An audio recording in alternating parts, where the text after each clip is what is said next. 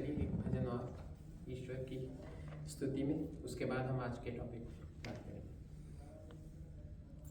और आप मेरे साथ भी गा सकते हैं, एक बार मैं गाऊंगा, एक बार आप पीछे बोल सकते हैं। ये भजन जब मैं इतना बड़ा था, ये 7-8 साल का, तो तब मैंने सीखा था। तो अभी मुझे याद आया इसको देख के बच्चे को, मुझे लगा मुझे यही भजन सबको सुनाना चाहिए। So it is still with me from last 43 years। तेरे पूजन को भगवान बना मन मंदिर आलीशान। तेरे पूजन को भगवान बना मन मंदिर आलीशान। किसने देखी तेरी माया, किसने भेद तिहारा पाया।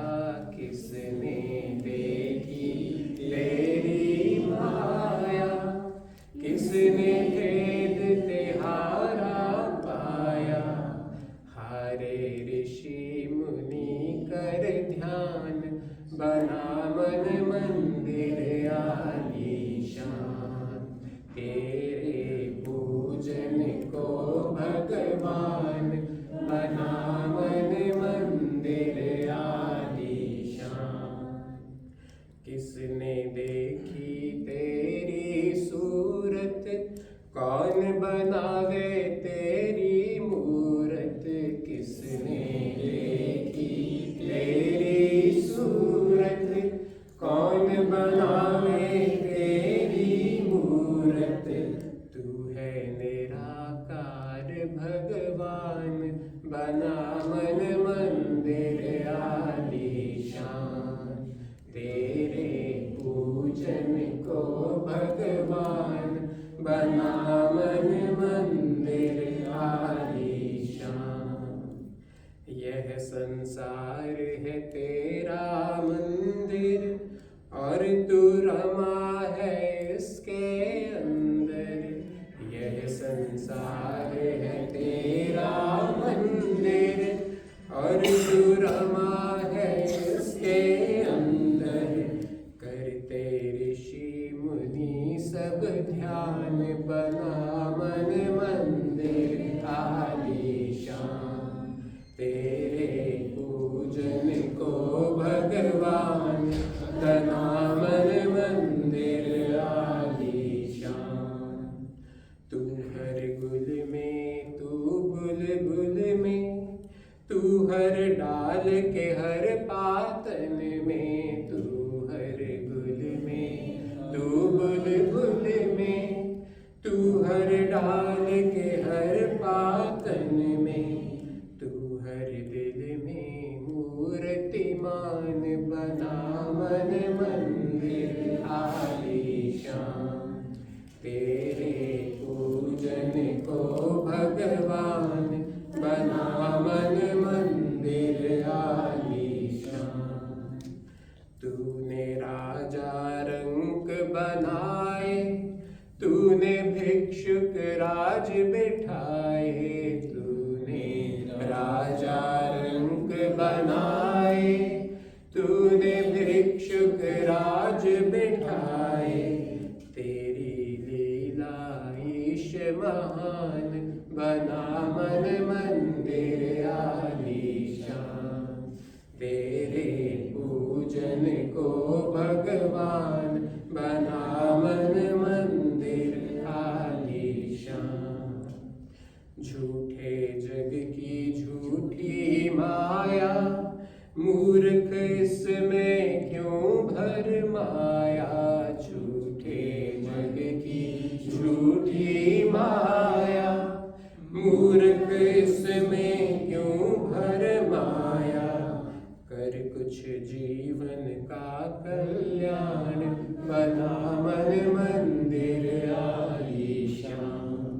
तेरे पूजन को भगवान बना मन मंदिर आलीशान।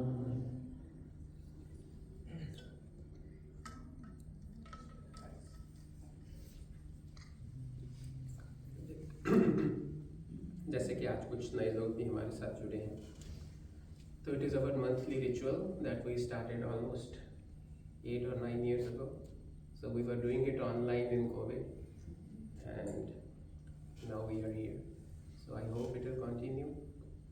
People may change, but that tradition should keep on going. तो आज का जो हमारा टॉपिक है, आज हमारे कुछ लोग जो कॉपी डायरी पेन लेके आते हैं वो आए नहीं हैं, कुछ बीमार हैं कुछ। तो कई बार मैं भी जब तैयारी करता हूँ, because I am also student, तो मैं भी कोई प्रोफेशनल या कोई प्रवक्ता या प्रवचन करता तो हूँ नहीं, तो मुझे भी अपने थॉट्स को लिखना पड़ता है, लिख के ऑर्गेनाइज करना पड़ता है, फिर साथ लेके आना पड़ता है ताकि मैं भी भूल ना जाऊँ। तो अगर मुझे मेरे थॉट्स को भी लिखने के लिए कापी पेन चाहिए, याद रखने के लिए कापी पेन चाहिए, तो मुझे ऐसा लगता है it will also help you, क्योंकि कुछ चीज़ें हम यहाँ बहुत इंपॉर्टेंट डिस्कस करते हैं जो कि लाइफ लॉन्ग आपके साथ चलेंगी। सो एनीवेज, तो आज का टॉपिक मन के ऊपर है।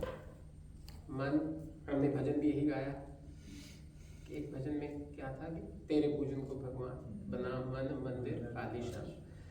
तो मन क्या चीज़ है, मन के बारे में आज थोड़ी सी हम चर्चा करेंगे। तो इस परम पिता परमात्मा ने हर मनुष्य को सेम साधन दिए हैं, सेम टूल्स दिए हैं, सेम अपॉर्चुनिटीज दी हैं, किसी के साथ कोई डिस्क्रिमिनेशन नहीं करी। सबको 5 ज्ञान इंद्रियां दी हैं, सबको 5 कर्म इंद्रियां दी हैं, और सबको बहुत ही सिग्निफिकेंट टूल्स दिए हैं अपना काम करने के लिए, जो 3 सूक्ष्म शरीर के टूल्स हैं जिनका नाम है मन, बुद्धि और अहंकार।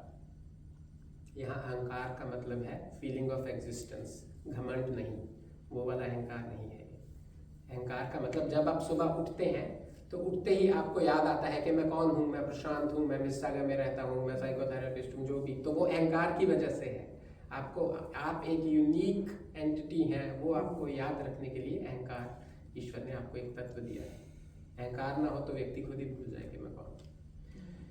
तो मन, बुद्धि, अहंकार, ये ईश्वर ने हमें बहुत इम्पॉर्टेंट 3 ऐसे टूल्स दिए हैं जिसके बिना हम कोई भी फंक्शन, कोई भी काम, कोई भी कार्य कर ही नहीं सकते, कोई भी एक्शन कर ही नहीं सकते। तो उसमें सबसे इम्पॉर्टेंट, खैर ऐसा नहीं कह सकते कि मन बुद्धि से इम्पॉर्टेंट है या बुद्धि मन से इम्पॉर्टेंट है, पर एक बहुत ही सिग्निफिकेंट और इम्पॉर्टेंट टूल जिसकी बात हम आज करेंगे वह मन है।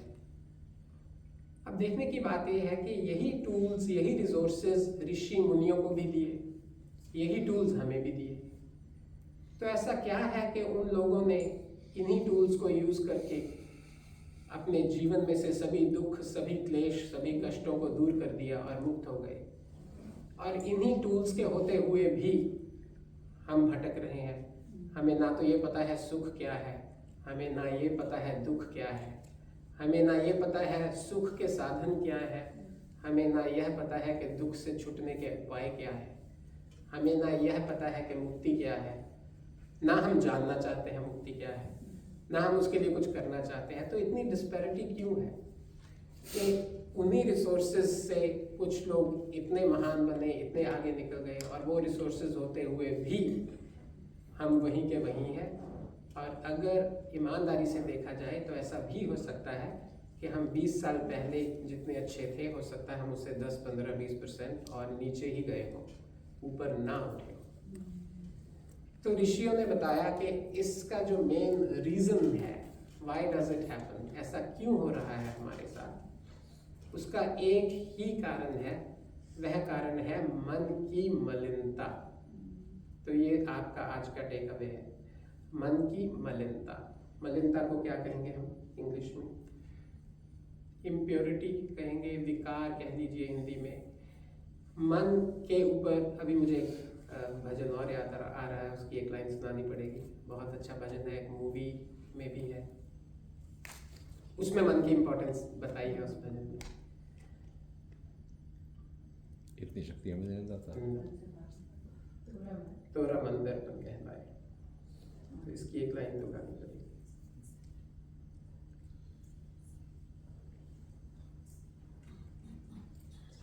मन ही देवता, मन ही ईश्वर, मन से बड़ा न कोई, मन ही देवता मन ही ईश्वर, मन से बड़ा न कोई। मन उजियारा जब जब फैले, जग उजियारा हो, इस उजले दर्पण पर प्राणी धूल न जमने पाए, तोरा मन दर्पण कहलाए, तोरा मन दर्पण कहलाए। भले बुरे सारे कर्मों को देखे और दिखाए, तोरा मन दर्पण कहलाए। हम सब ने सुना है, सब गाते हैं। तो उसमें मन को देवता कहा है, मन को बहुत कुछ कहा है। हमने अभी यज्ञ में 6 मंत्र पढ़े, जो विशेष मंत्र जिसमें हमने घी की आहुति दी। उन 6 मंत्रों में एंड में आया तन्मे मनः शिव संकल्पमस्तु, तन्मे मनः शिव संकल्पमस्तु। हे परमपिता परमात्मा, मेरा यह जो मन है यह शिव का मतलब श्रेष्ठ, शुद्ध, संकल्प मतलब विचारों वाला हो। हे परमात्मा, मेरे मन को शुद्ध कर दो, मेरे मन को श्रेष्ठ कर दो। और भी बहुत सारे भजन हैं। मन मैला और तन को धोए, फूल तो चाहे कांटे बोए, ठीक है, मैली चादर ओढ़ के कैसे। बहुत सारे भजन हैं जो मन के बारे में है। ये गर्भ भरा मस्तक मेरा, उसमें भी है मैं मन के मैल को धो न सका, ये जीवन तेरा हो न सका। तो कितना कुछ, कितना मटेरियल हमारे पास है, लेकिन कभी बाई चांस हमें मौका ही नहीं मिला, हमने ध्यान ही नहीं दिया उसकी तरफ। तो जो शुद्ध मन है, जो निर्मल मन है, जो पवित्र मन है, उसी में ईश्वर की बात टिकती है और उसी में ईश्वर की बात आगे जाके पनपती है, ग्रोथ होती है।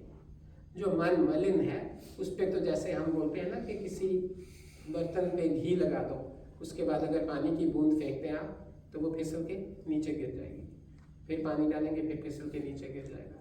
तो जो विकार वाला मन है वो तो उस चीकने बर्तन की तरह है, उस ऑयली यूटेंसिल की तरह है जिसके ऊपर पानी नहीं टिकता। तो इसी प्रकार अब काम ये करना है हमें कि हम इस मन पे अगर काम करें, इसकी शुद्धता पे काम करें, तभी हम जीवन में आगे बढ़ सकते हैं। एक बहुत अच्छा वाक्य आचार्य ज्ञानेश्वर जी जब हमारे पास आके रुकते थे तो उन्होंने एक बार ऐसे एक कागज़ पे लिख के हमें दिया, तो हमने अपने रेफ्रिजरेटर पे वो लगा दिया।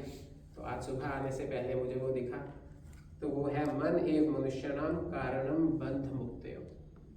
मन ही मनुष्य के बंधन का कारण है और मन ही मनुष्य की मुक्ति का कारण है। मन को निर्मल करके, मन को श्रेष्ठ करके, मन को अच्छा बना के उन ऋषि मुनियों ने अपने जीवन को कहाँ से कहाँ पहुँचा दिया। और मन की मलिनता के कारण हम सभी बंधन में हैं, हम सभी कष्ट में हैं, हम सभी दुख में हैं। और एक चीज़ और समझनी है कि जब हमारा मन मलिन नहीं रहेगा तो हम शाब्दिक ज्ञानी नहीं रहेंगे, क्योंकि ज्ञान तो रावण को, दुर्योधन को बहुत था। रावण जितना ज्ञानी तो कोई था नहीं, और दुर्योधन भी तो उन्हीं गुरुओं से बचपन में उन्हीं पांडवों के साथ ही तो पढ़ा, लेकिन उसके बावजूद भी उनकी कितनी दुर्गति हुई, क्योंकि उनका मन मलिन था। तो अब जो नेक्स्ट स्टेप है, आई विश कि आप लिख पाते, कोई बात नहीं, हम इसका रिकॉर्डिंग हो रहा है तो आप इसको सुन लीजिएगा बाद में।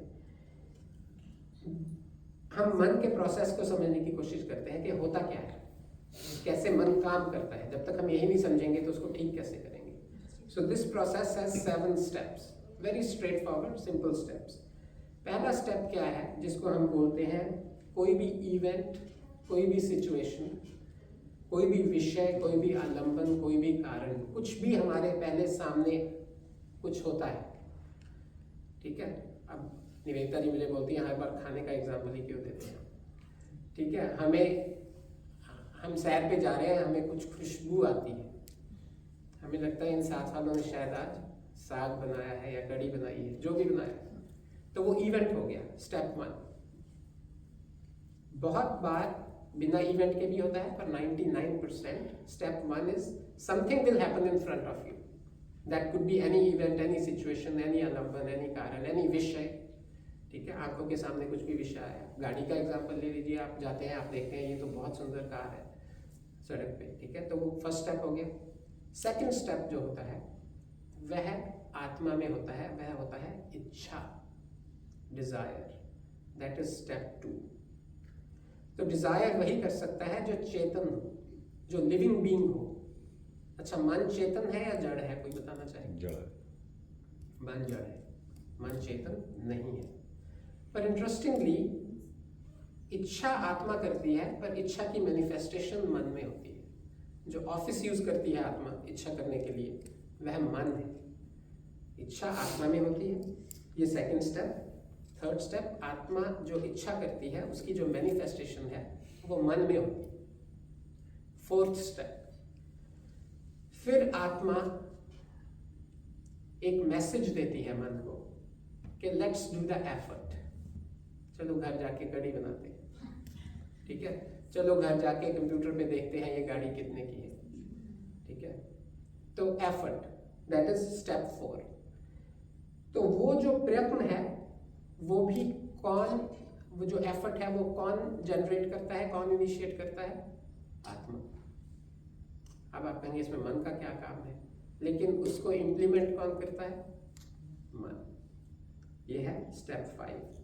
मन ज्ञान इंद्रियों और कर्म इंद्रियों के द्वारा उस आत्मा द्वारा की हुई इच्छा को पूरा करने के लिए जो प्रयास है, जो एक्शन है, उस एक्शन को लेने के लिए अपनी मन जो है इंद्रियों को प्रेरित करता है। तो वो लास्ट स्टेप है कि हाँ अब तो करो इस काम को, ठीक है।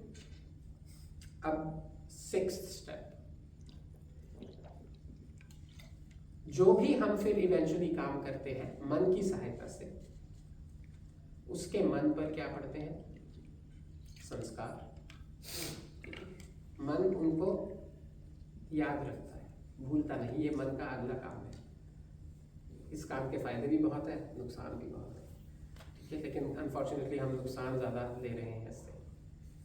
जितने as a clinical counsellor, psychotherapist, mental health worker, आधे से ज़्यादा जो पेशेंट्स, क्लाइंट्स हमारे पास आते हैं, वो मन की इस मेमोरी को, जो नेगेटिव मेमोरीज हैं, उनको उभार के अपने प्रेजेंट में जी रहे हैं, अपनी पास्ट मेमोरीज को, जिसको हम रूमिनेशन भी बोलते हैं, ठीक है, जो इवेंचुअली स्ट्रेस और डिप्रेशन का कारण बनती है, एंजाइटी का कारण बनती है। तो इसलिए मन का एक फंक्शन क्या है कि मन जो है वो उस सारे सिनेरियो को स्टोर कर लेता है। लास्ट और सबसे क्या बोलूं, जो डेंजरस चीज है कि उसके बेसिस पे फिर हैबिट फॉर्म होती है। हैबिट की डेफिनेशन आप गूगल करिए, बड़ी अच्छी डेफिनेशन मिलेगी आपको। कहता है an automatic behaviour or routine triggered by situational cues executed with little or no consciousness. तो बस एक आपका एक आदत बन गई, आपका पैर खुद ही उधर चलेंगे। क्यों चलेंगे? क्योंकि आपका मन उस चीज की मेमोरी को लिए बैठा है और आपने उसको बार बार किया है, इसलिए आप ऑटोमेटिकली ही वो कर लेंगे, आपको पता भी नहीं लगेगा कि मैं ये कर चुका हूँ। तो वो हैबिट फॉर्म हो जाती है।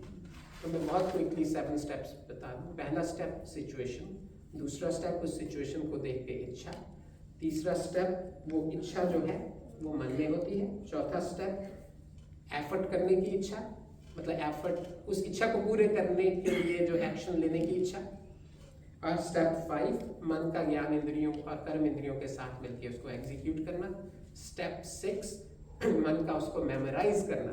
स्टेप 7 अगर हम वही चीज बार बार करते हैं तो हैबिट फॉर्मेशन, ठीक है। ये तो हो गया प्रोसेस, और ये यूनिवर्सल प्रोसेस है। ये ऐसा नहीं कि मेरे में है आप में नहीं है, या हिंदू में है सिख में नहीं है, ठीक है, या ईसाई में है मुस्लिम में नहीं है। ये एक कांस्टेंट और यूनिवर्सल और एक सब पे अप्लाई होने वाली चीज है।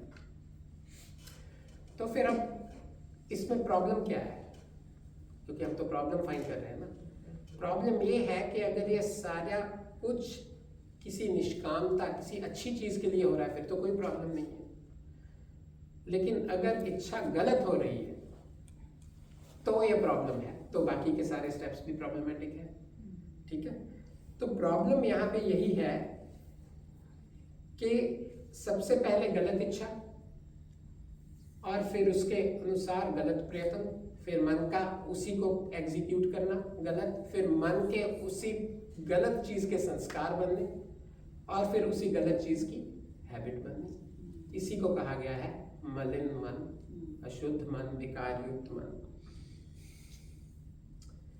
एक बड़ी अच्छी लाइन मेरे पिताजी ने मुझे बताई थी, जैसे संस्कार वैसे विचार, जैसे विचार वैसा कर्म, जैसे कर्म वैसा संसार। ठीक है, आपके जो स्पेसिफिक, आपके यूनिक पर्सन के जो संस्कार है, आपका वही संसार है। अगर आपको एक स्पेसिफिक चीज ही अच्छी लगती है, आपको लगता है यही जीवन में होनी चाहिए, इसी से जीवन की उन्नति है, इसी से जीवन में सफलता मिलेगी, तो हो सकता है वो बिल्कुल गलत हो, लेकिन अनफॉर्चुनेटली वो आपकी सच्चाई है। और हम सभी अपनी अपनी सच्चाई से अपना जीवन जीते हैं। मैं अपनी सच्चाई से जीवन जी रहा हूं, आप अपनी सच्चाई से, आप अपनी सच्चाई से, पर उसमें से सच्चा है कौन? प्रॉब्लम ये आती है, सच्चा तो एक ही होगा, सच्चा तो 2 + 2 4 ही होगा ना।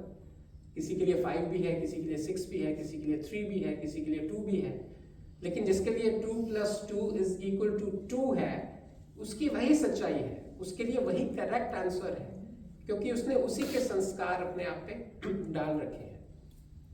इसको मैं अगर अपनी साइकोथेरेपी की लैंग्वेज में बोलूं तो हमारे ब्रेन में 86 बिलियन न्यूरॉन्स हैं, और वो जो न्यूरॉन्स हैं, वो जो चीज हम लगातार करते हैं उसका एक पैटर्न बना लेते हैं, एक फाइबर बना लेते हैं, उसको बोलते हैं न्यूरोपाथवेज।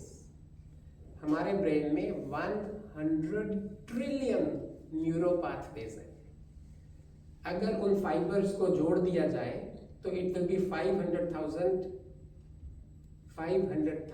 miles which can encircle the earth 21 times। तो ये है संस्कार। और जब आप एक ही चीज को बार बार करते हैं तो आपके जो वो न्यूरोपाथवे है वो और ज्यादा, जैसे आप एक लाइन बनाएं, आप पेन लेके उसके ऊपर दोबारा लाइन खींच दें, फिर पेन लेके उसके ऊपर 3 बार लाइन खींच दें, 4 बार खींच दें, 5 बार खींच दें, तो वो लाइन क्या होगी? थिक होती जाएगी, और ज्यादा विजिबल होती जाएगी, और ज्यादा एक्सेसिबल होती जाएगी। यही मन पे होता है, ऐसे ही हैबिट फॉर्मेशन होती है। एक ही चीज आप 2 साल से, 4 साल से, 8 साल से, 10 साल से, 20 साल से कर रहे हैं, तो उसका जो न्यूरोपाथवे है वो उतना ही स्ट्रॉन्ग और सॉलिड बन जाता है। वही जो हमने हैबिट की बात कही, वो फिर आप अनकॉन्शियसली भी वो एक्शन कर डालते हैं, ठीक हो गलत।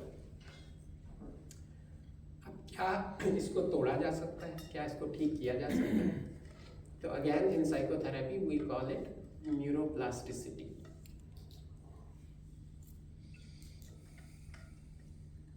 The ability to break the old patterns and the ability to create the new patterns is called neuroplasticity।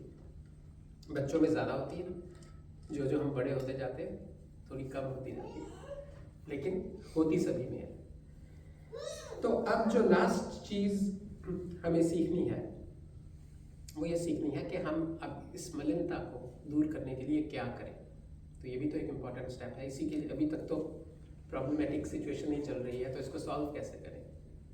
और ये संस्कारों की शक्ति इतनी जबरदस्त है, इतनी पावरफुल है कि जब दुर्योधन को भीष्म पितामह ने, कृष्ण जी ने, सब ने, विदुर जी ने बैठ के समझाया कि भाई जो तू कर रहा है ये गलत कर रहा है, ये ठीक नहीं है, इसको छोड़ दे, इससे सबका विनाश होगा।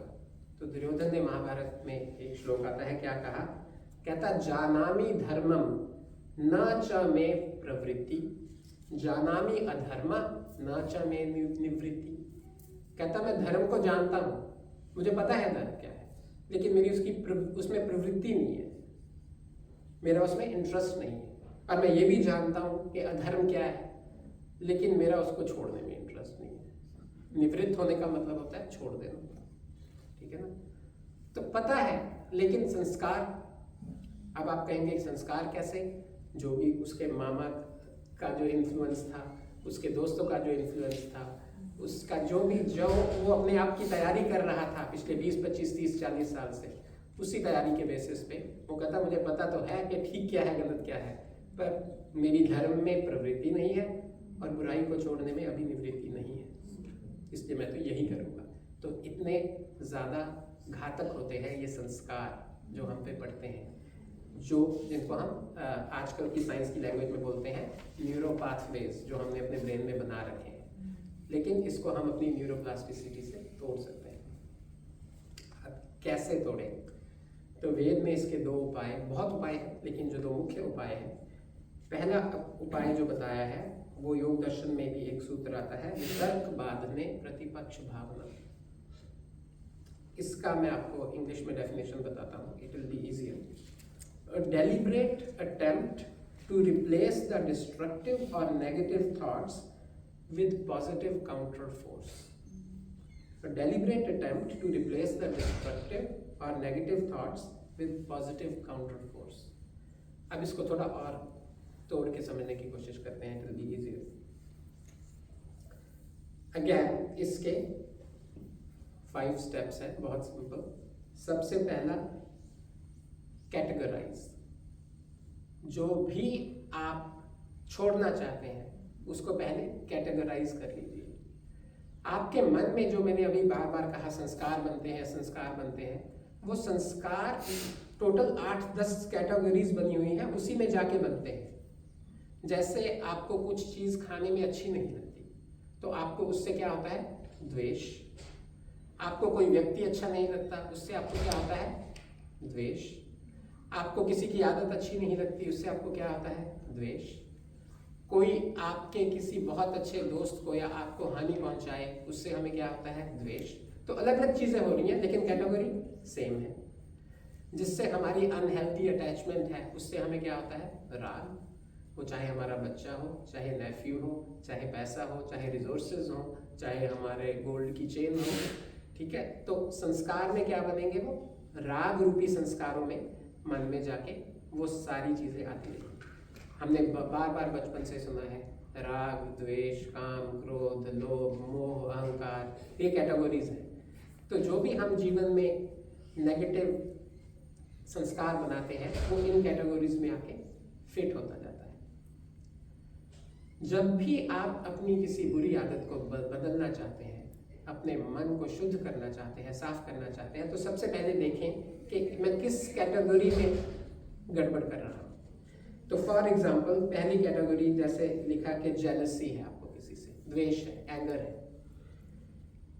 पहले तो आपने उसको कैटेगराइज किया या बोल दीजिए रिकॉग्नाइज किया, नहीं, पहले कैटेगराइज किया फिर रिकॉग्नाइज किया, ठीक है। फिर उस थॉट को, उस स्पेसिफिक चीज को आप कैच करने की कोशिश करो कि क्या चीज है जो मुझे इस वक्त जलन करा रही है, मुझे दुखी कर रही है। एक सेंटेंस हम अक्सर बोलते रहते हैं, if you are sitting alone and you are unhappy it means you are in a bad company. If you are sitting alone and you are unhappy, तो और तो कोई दुखी कर नहीं रहा आपको, आप खुद दुखी को कर रहे हैं अपने आप को, it means you are in a bad company. तो उस कंपनी को अगर आपको ठीक करना है तो उसको रिकॉग्नाइज करने के बाद फिर आप उस चीज को रीफ्रेम करिए। उसका क्या मतलब है? Acknowledge that you have a choice to select the opposite constructive emotion.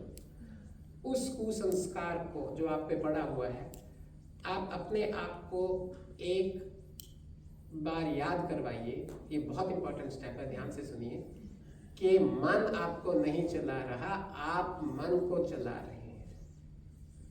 आप आत्मा है, आप सुपीरियर है, मन आपका टूल है। पर मन तो बेचारा टूल तो अपना काम करेगा ना।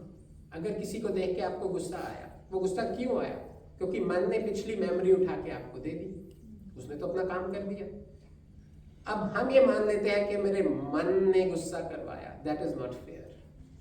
मन ने तो सिर्फ अपनी जॉब करी है, अच्छी मेमोरी भी देता है, बुरी मेमोरी भी देता है, लेकिन उस मेमोरी के बेसिस पे जो एक्शन लेना है वो एक्शन आपके हाथ में है।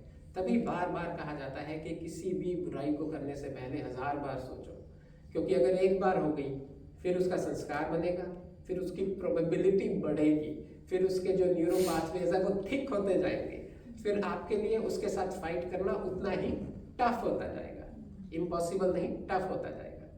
इसलिए जब आप उसको एक्नॉलेज कर लेते हैं कि हाँ मेरे में ये प्रॉब्लम है, तो then also remember that you have a choice to select the opposite constructive emotion. ठीक है, कंस्ट्रक्टिव संस्कार वो बनाने की कोशिश आप करिए।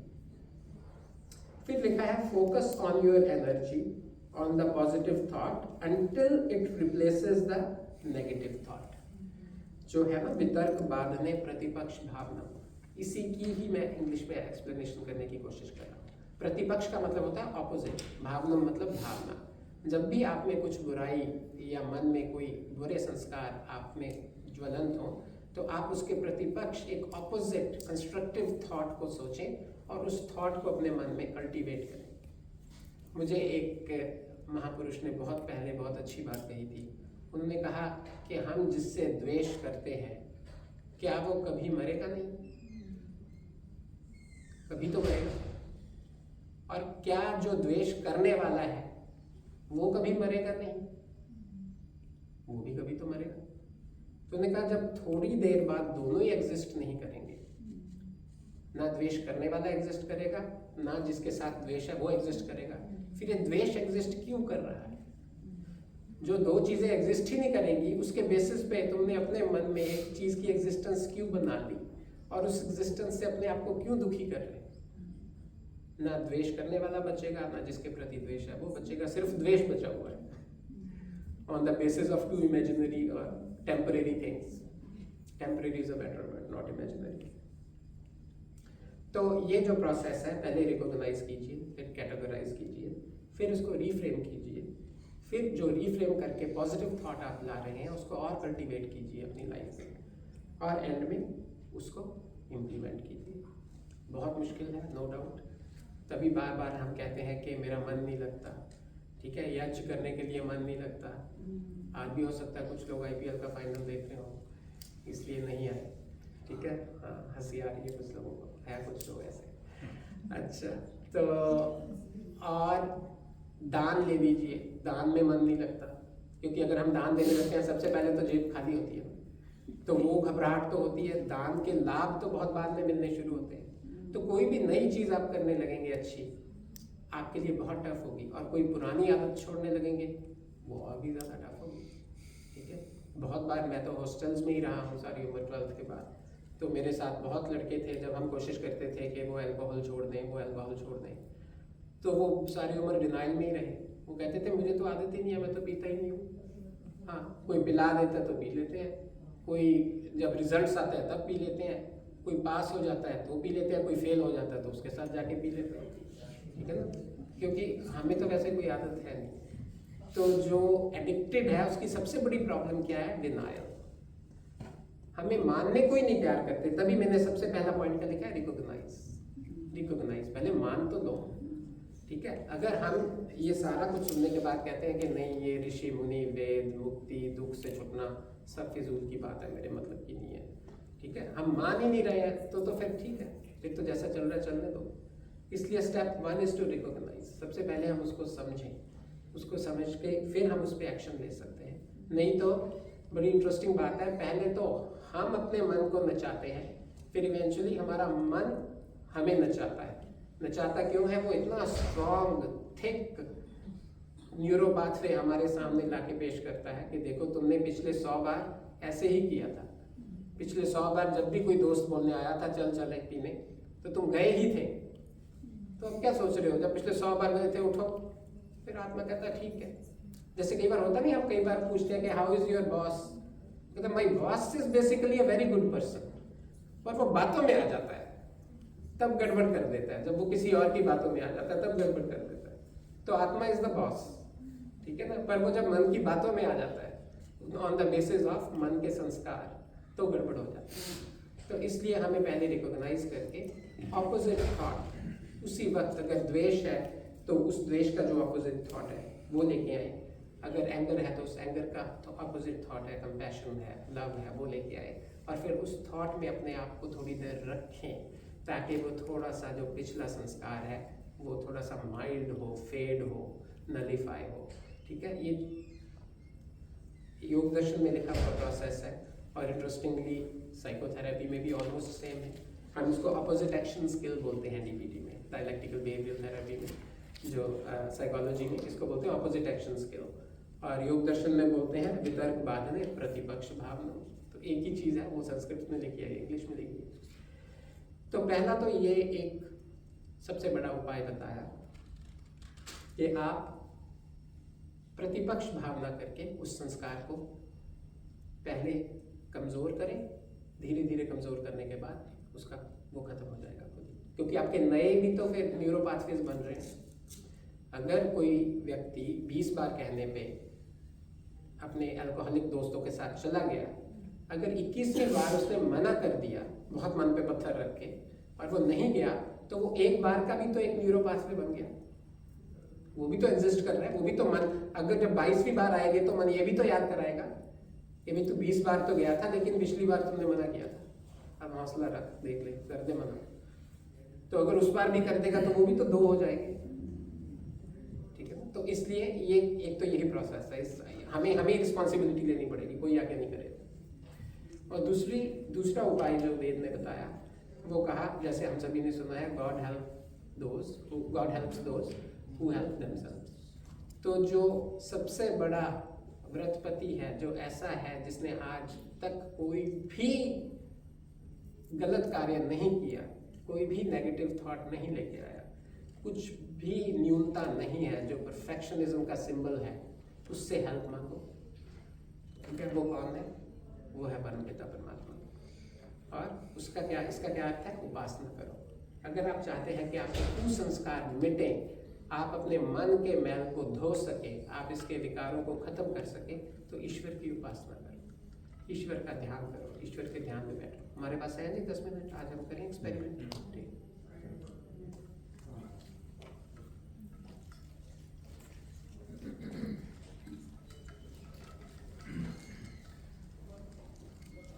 और ईश्वर की उपासना भी बड़ी स्पेसिफिक चीज़ है।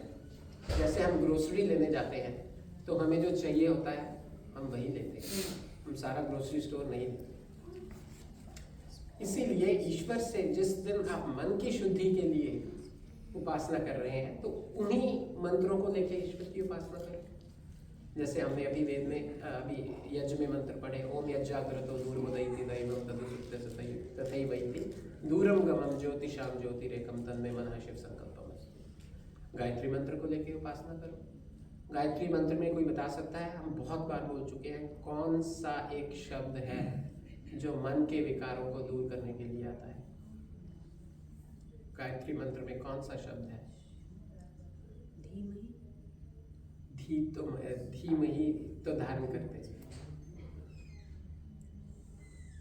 धियो बुद्धियों को बोलते हैं।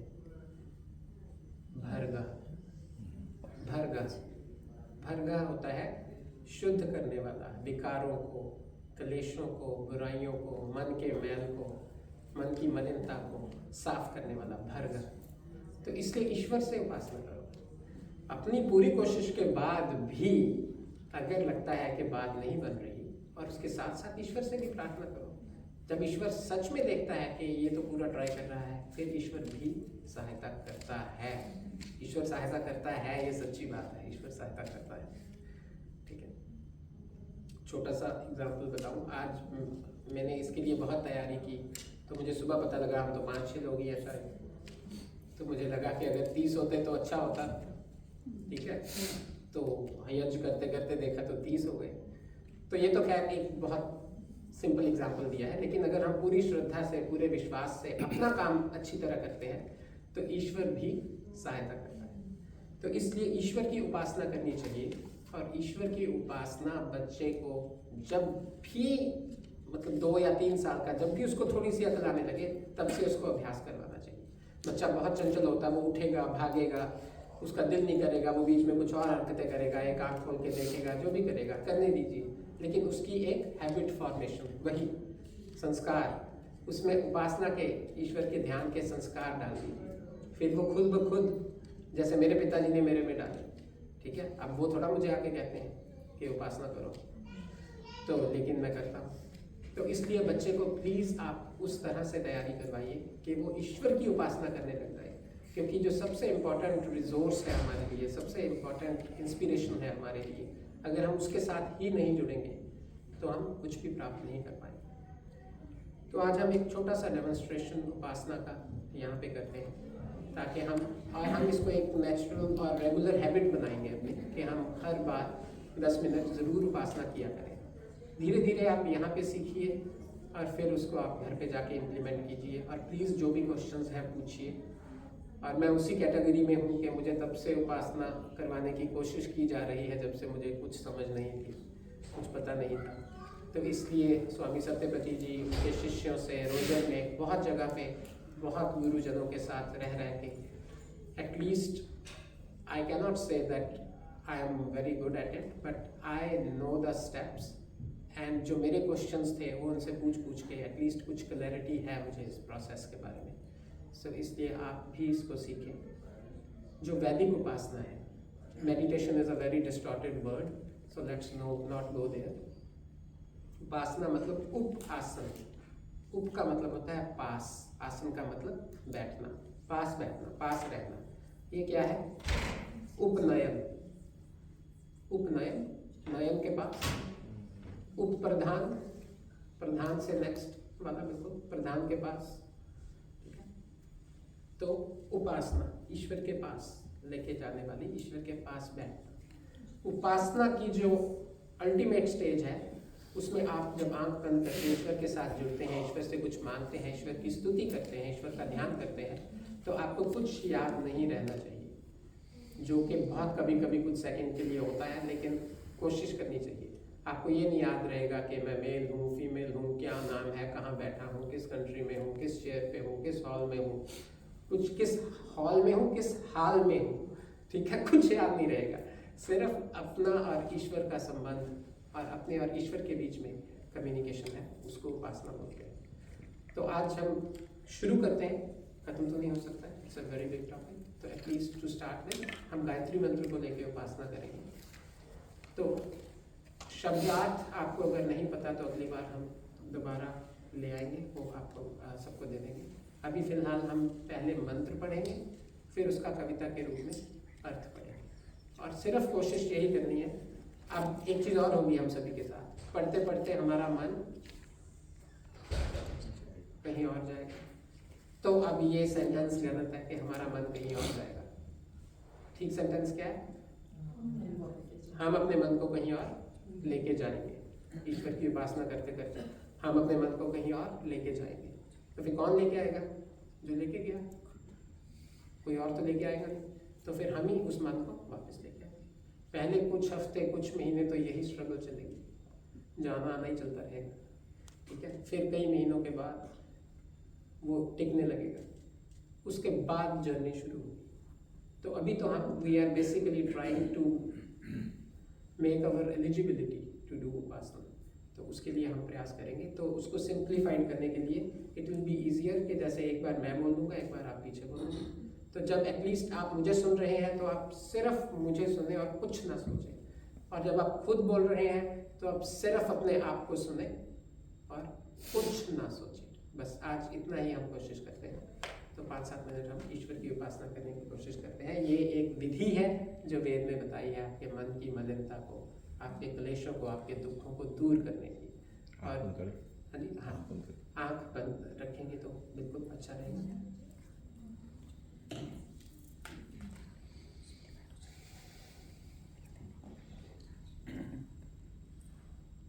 ओम भूर्भुवः स्वः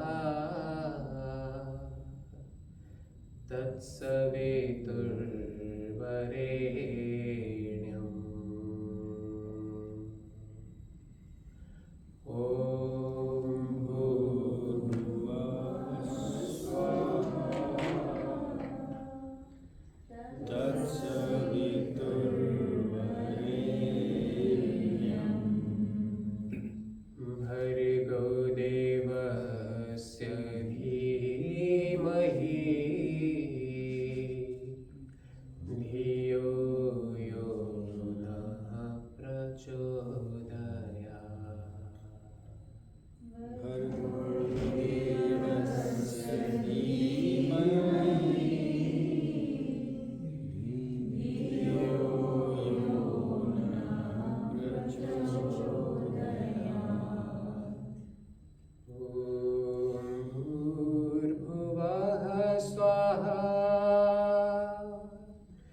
तत्सवितुर्वरेण्यम्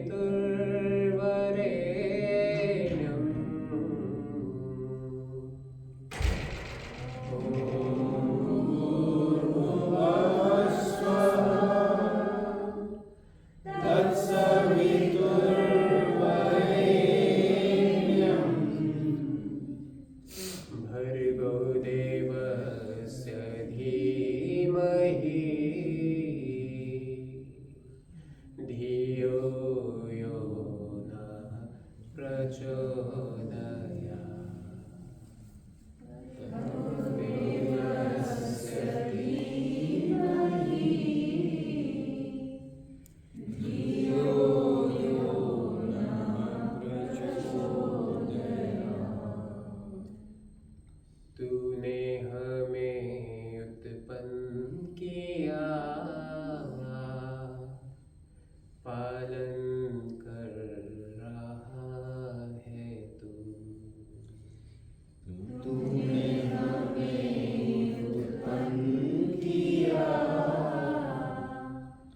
पालन कर रहा है तू।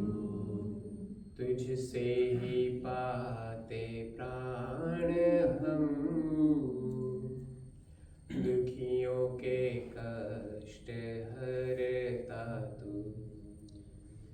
तुझसे ही पाते प्राण हम, दुखियों के कष्ट हरता तू। तेरा महान तेज है, छाया हुआ सभी स्थान।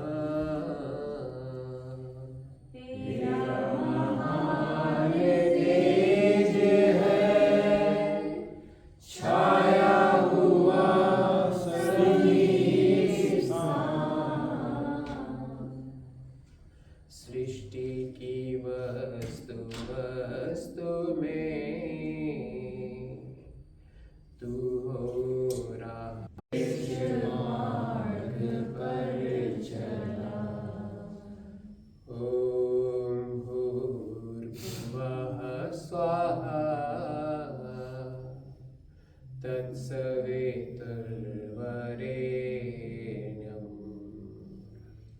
ओम भूर्भुवः स्वाहा तत्सवितुर्वरेण्यम्।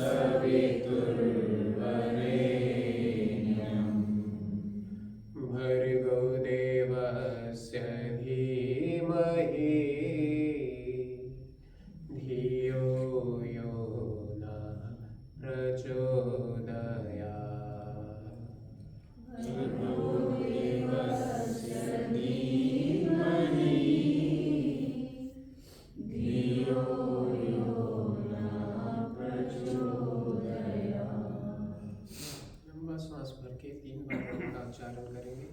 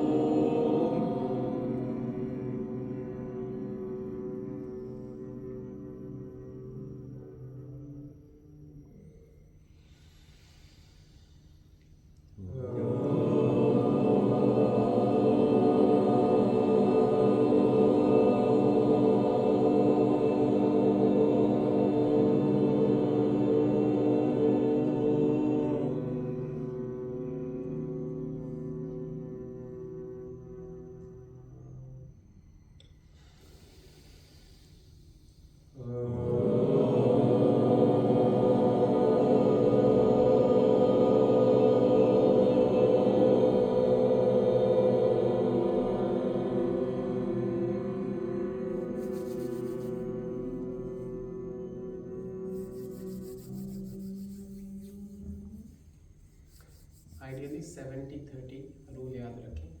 जब हम ओम के लिए मुंह खोलते हैं दैट शुड बी 70% और जो म है दैट शुड बी 30%। सो कई बार हम ओम खत्म कर देते हैं तो वो गलत है, या कई बार हम ओम वो भी गलत है। 70% ओम और 30% म। ओम तो आप सभी को पता है, जब हमने उपासना की, हमें सभी को अपनी अपनी मन स्थिति पता है और हमें पता होना चाहिए कि क्या क्या त्रुटि हुई, क्या क्या त्रुटि हुई। तो हम कोशिश करें और प्लीज़ अपने मन पे संस्कार बनाएं उपासना करने का सुबह शाम। ऋषि लोग कहते हैं कि जो 24 घंटे में 24 मिनट भी उपासना नहीं करता वो बहुत बड़ा पापी है। तो कम से कम 12-12 मिनट करें, 12 मिनट सुबह, 12 मिनट सोने से पहले। It is doable. थोड़ा सा टाइम अगर अपने मोबाइल फ़ोन से कट करेंगे तो 2-3%, तो उसमें से 24 मिनट हमें निकल आएंगे इजीली। तो उपासना के संस्कार अपने आप में बनाएं, और उसमें कोई क्वेश्चन है, कोई गड़बड़ है तो प्लीज़ नेक्स्ट सेशंस में डिस्कस करें। अभी आरती।